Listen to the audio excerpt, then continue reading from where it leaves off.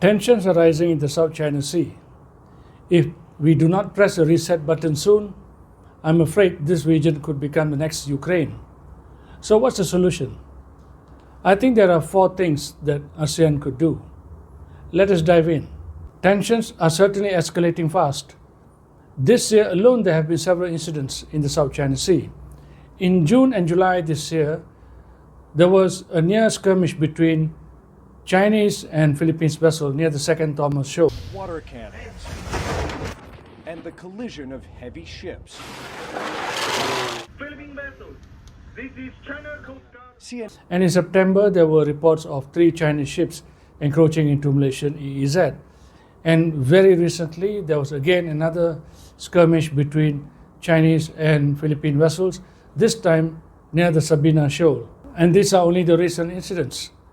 Since 2010, there have been something like 180 or more encounters in the South China Sea.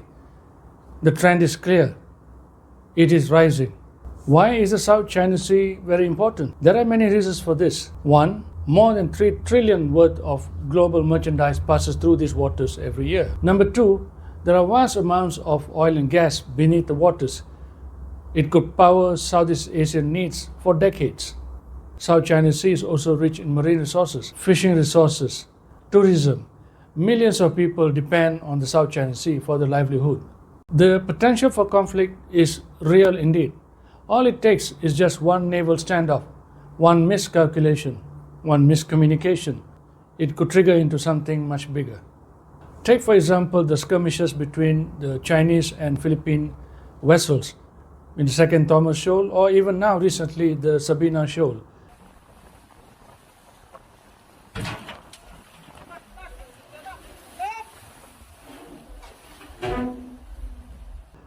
The Chinese vessel rammed into the Philippines vessel. Had the ship sunk, or if its soldiers had been killed, the Philippines may have considered this as an act of war, and that could have compelled the Philippines to invoke the Mutual Defense Treaty which it has with the United States. And that would immediately draw the United States into a conflict in this part of the world. So, a small, seemingly simple encounter could have easily blown into a war. So far, the ASEAN claimant states have held on to their claims in the South China Sea, but pressure is mounting. In the meantime, we know, as reported in the press, that the Code of Conduct is apparently going to be concluded in 2026. But can we wait that long? For those who do not know, the Code of Conduct in the South China Sea is a negotiation between China and the 4 ASEAN claimant states, which are Brunei, Malaysia, the Philippines and Vietnam, to come to a common agreement on a set of guidelines or a code on how they would conduct themselves in the South China Sea. The negotiations have been going on for years. In the meantime, I do not know what the right answer is to approach this problem. But I can tell you, I know what the wrong way is, and that is by going to war. War will not solve any problem. There will not be any winners. There will only be losers. And if war were to break out, the peace and prosperity that had been built over more than half a century would come to waste. And worse, South China Sea could be the next Ukraine.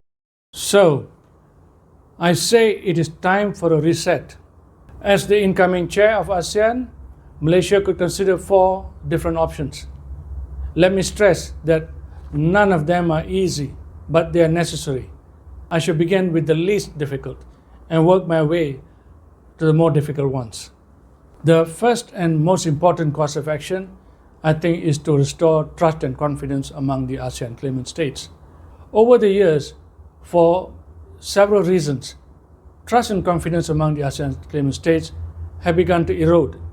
As a result, certain claimant states have started to look at external powers, external partners, because they feel that they can no longer rely upon their fellow ASEAN claimant states when it comes to negotiating with China. And this cannot be left unchecked. It is important, I think, for Malaysia to play an important role here to bring together the ASEAN claimant states and build confidence and trust among them. And second, I think the ASEAN claimant states should adopt a twin-pronged strategy in dealing with China. Let me explain what I mean. China tends to have excellent bilateral relations with the ASEAN member states. It is an excellent trading partner, there's investment, there's tourism, all kinds of good things happen between ASEAN and China. But when it comes to the South China Sea, China can be unyielding. The ASEAN claimant states similarly should take the same approach with China. They should make all efforts to have a healthy and mutually beneficial relationship with China in the areas of trade, investment, and all other areas, but they should also be equally unyielding when it comes to dealing with their claims in the South China Sea. The third course of action is to strengthen ASEAN neutrality. Now, ASEAN has always taken a position that the whole of Southeast Asia should be free from external interference. And this comes from the idea of the zone of peace, freedom, and neutrality, or Zopfan, that was adopted in 1971. Malaysia, as incoming chair in 2025, could take the step of elevating Zopfan from a mere declaration to something more tangible. And let me make it clear, this is not going to be easy at all, because it requires a consent of the major powers to agree to keep this region, Southeast Asia, free from external interference. But then, this is where statesmanship come in. It is time for ASEAN to call in its chips and work together, consult and convince the others that this would be a course of action that would be beneficial for everyone. And the fourth course of action, well, this might be a little bit controversial, but I think it is time to rethink the code of conduct in the South China Sea. Now, there might be some viewers who might think I'm naive when I say this, but let me add here that I was part of the delegation in Phnom Penh in 2002 when we drafted the Declaration of Code of Conduct in the South China Sea.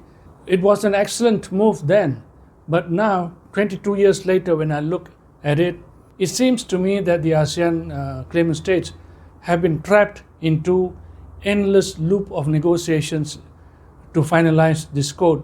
So I think it is time now to think out of the proverbial box. So there you are. ASEAN now is at a fork in the road. Reset or risk of war. But let me once again say it, the options that I have listed are not easy at all. They require very heavy diplomatic lifting. The ASEAN structure, the dialogue process, the meetings and the summits, all of this gives the ASEAN chair extraordinary influence. It is time for ASEAN to act. It is time for ASEAN to convince all the major powers to come back to the table. The time for analysis and talk is over. It is now time for action. It is time to press the reset button. I know that this is a complex subject. I've tried in this short video to put forth a case that ASEAN should press the reset button now. What do you think? If you have comments, please share them. And if you like this video, hit the like and subscribe buttons as well.